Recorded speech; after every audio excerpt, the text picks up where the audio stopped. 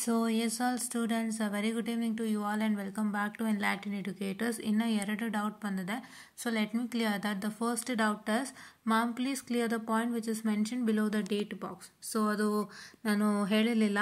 Let me tell you. So the arrear subject will be allowed after announcement of December 2023 Jan 2024 evaluation result.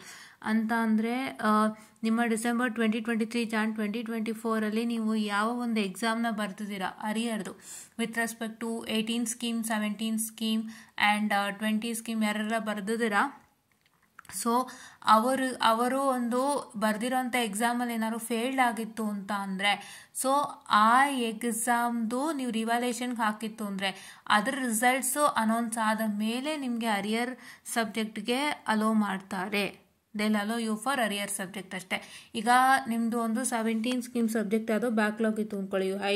Let me say that you had a backlog of 17 CS32 ಅಂತ ಅಂದ್ಕೊಳ್ಳಿ. So ಅದು exam ನೀವು ಬರ್ತಿದ್ದೀರಾ. ನೀವು ಬರೆದಿರೋ exam ನೀವು ಏನಂತ ಹೇಳ್ತಾರೆ December 2023 John 2024 ಬರೆದಿದ್ದೀರಾ ಅಂತ ಅಂದ್ಕೊಳ್ಳಿ. ಸೊ ಅದು ನೀವು ಬರೆದ ಮೇಲೆ ನೀವು ಫೇಲ್ಡ್ ಆಗಿದ್ದೀರಾ ಅಂತ ಅಂದ್ಕೊಳ್ಳಿ. ಸೊ ತಿರ್ಗಿ ಅದಕ್ಕೆ ರಿವ್ಯಾಲ್ಯೂಯೇಷನ್ ನೀವು ಹಾಕ್ತೀರಾ. ಸೊ ನೀವು ರಿವ್ಯಾಲ್ಯೂಯೇಷನ್ಗೆ ಹಾಕಿದಾಗ ಆ ರಿವ್ಯಾಲ್ಯೂಯೇಷನ್ ರಿಸಲ್ಟ್ಸ್ ಬರುತ್ತಲ್ಲ, ಸೊ ಅದು ಬಂದ ಮೇಲೆ if it is a fail then you are suppose to apply for this examination. ನಿಮ್ಮದು ಪಾಸ್ ಆಯಿತು ಅಂದರೆ ಬೇಡ ಆ ಥರ. ಸೊ ಅವರು ನಿಮ್ಮ ರಿವ್ಯಾಲ್ಯೂಯೇಷನ್ ರಿಸಲ್ಟ್ಸ್ ಅನೌನ್ಸ್ ಆದಮೇಲೆ ಅರಿಯರ್ ಸಬ್ಜೆಕ್ಟ್ಗೆ ಅಲೋ ಮಾಡ್ತೀವಿ ಅಂತ ಅವರು ಹೇಳ್ತಾ ಇದ್ದಾರೆ. Right, they are telling that important thing. So this is what is for this doubt, ಆಯಿತಾ. ಸೊ ಅದನ್ನು ಅವರು ಹೇಳ್ತಾ ಇದ್ದಾರೆ.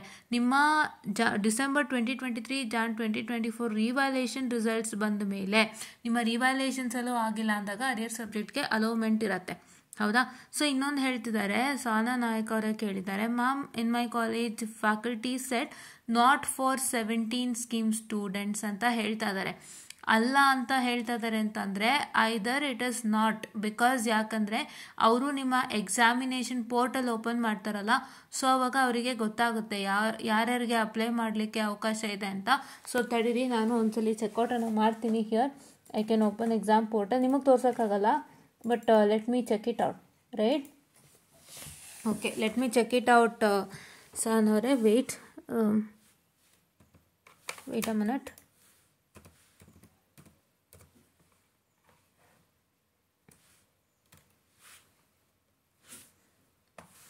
Just a minute, Sana, I'll just make you know.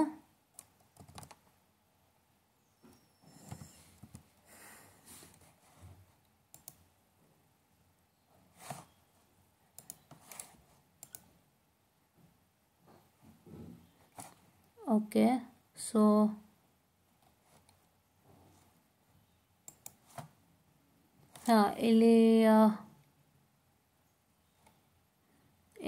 ಇಲ್ಲಿ ಅವರು ಬರೀ June July 2024 BE BTech BE architecture BE plan BSc horns ಅಂತ ಕೊಟ್ಟಿದ್ದಾರೆ ಅಷ್ಟೇ.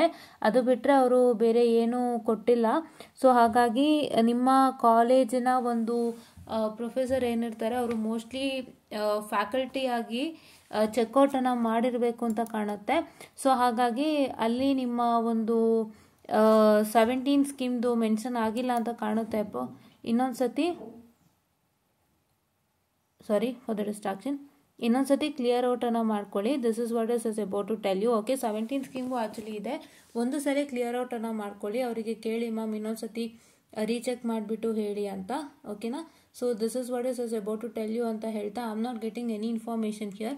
Once ask your college faculty to recheck it once again ಅಂತ ಹೇಳ್ತಾ ಥ್ಯಾಂಕ್ ಯು.